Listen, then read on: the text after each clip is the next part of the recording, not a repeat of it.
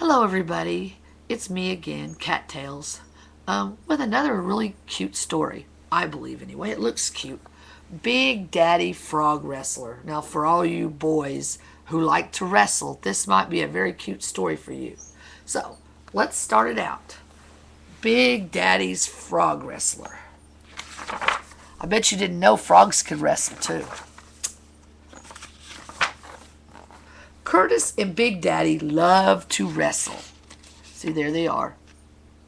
Big Daddy and Curtis. Look, there's another frog. Looks like over there. Oh, maybe it's just something else I'm looking at.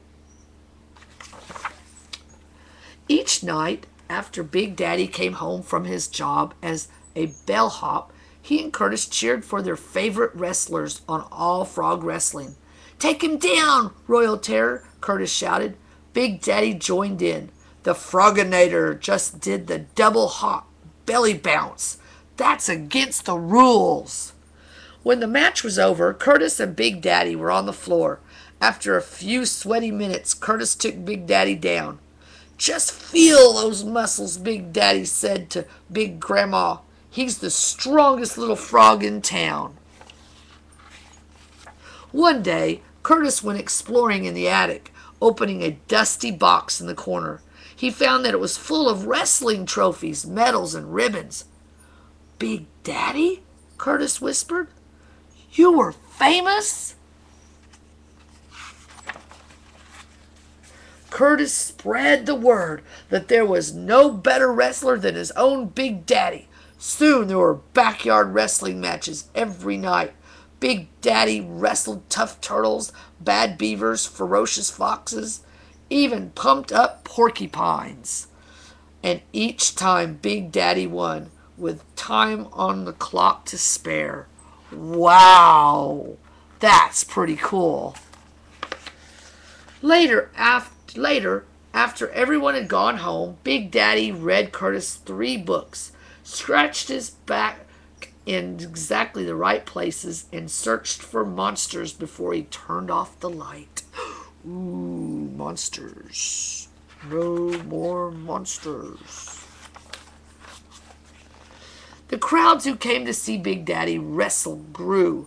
One day a letter came from a wrestling agent. "Go on a world tour," Big Daddy said, "and be away from Curtis." "Wait, go on a world tour?" Big Daddy said. "And be away from Curtis?" "I can stay with Big Grandma, Big Daddy," exclaimed Curtis. "We'll write you letters." So the next morning, Curtis gave Big Daddy a lucky medal made out of green clay, 3 pine cones, and 3 feathers, and 27 pennies. Then he and Big Grandma waved goodbye to Big Daddy from the airport. Wow, he's now going to be a big wrestler. Wow, that's pretty cool. After supper, a crowd gathered in the backyard. "Big Daddy's not here," Curtis told them sadly, thinking that Big Daddy had already been gone long enough.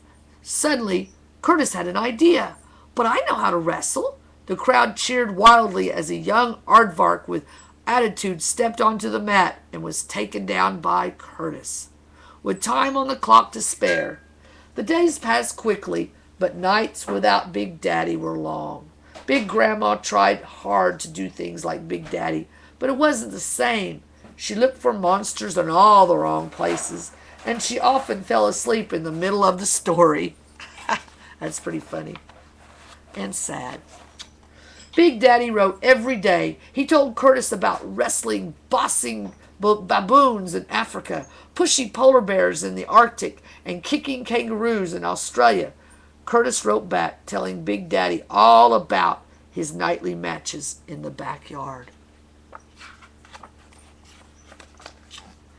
When they watched All Frog Wrestling, Curtis studied every move. "Who's wrestling tomorrow, Big Grandma?" Curtis asked. "Let's see," Big Grandma said. "It looks like the match will be between the world-famous wrestler, the Froginator, and a newcomer from Iowa. Why, it's Big Daddy!" Excitedly, Big Grandma and Curtis boarded the first plane out the next morning. They got to the arena just as Big Daddy stepped out on the mat. He looked Sad, Curtis said. And tired, asked Big Grandma. He's been missing you. Oh, look at him.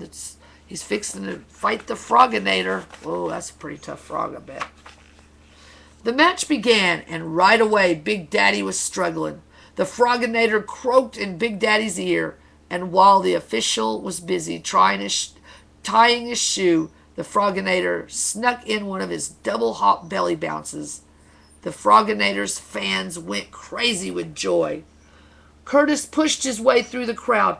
"Come on, Big Daddy, you can do it," he shouted. Big Daddy perked up. Could that be his Curtis? "You can pin him, Big Daddy. He's not as tough as he thinks." Look at that. Look at that, guys. Wow. Look at that. There was no time to search the crowd for Curtis. Instead, Big Daddy mustered every bit of frog energy as he imagined. Going home to Curtis, flexing his big muscles, he crouched and sprang in a flash. Big Daddy took the world-famous, rule-breaking, ear-croaking Froginator down with time on the clock to spare. That's pretty cool. Time on the clock to spare. Wow. That's Big Daddy. Curtis hopped onto the mat. "Oh, Curtis, it was you," Big Daddy said. Curtis hugged him tight. "Let's go home, Big Daddy. That's exactly where I want to be," Big Daddy replied. Wow. Just showing everybody he could do it. After the long trip home, Big Daddy read Curtis 3 books, scratched his back in all the right places, and did his best monster search ever. "Good night, Big Daddy," Curtis said. "I'm so glad you're back." "Me too, Curtis," said Big Daddy. Then Big Daddy laid out his belly hop uniform and made a tuna sandwich for his lunch and waited for the night to be over. Wow, he came home. And for the best wrestling partner he could ever wish for, to wake up. That's a wonderful story, guys. Well, again, that's Big Daddy Frog Wrestler. Now, he was a great Big Daddy, and he did all the right things for his little man, Curtis. This was a wonderful story. I really liked that. Well, I hope you all enjoyed this story as much as I enjoyed reading this. Well, Cat Tails tuning out. And to all my kitties out there, have a great day. Thank you. Goodbye.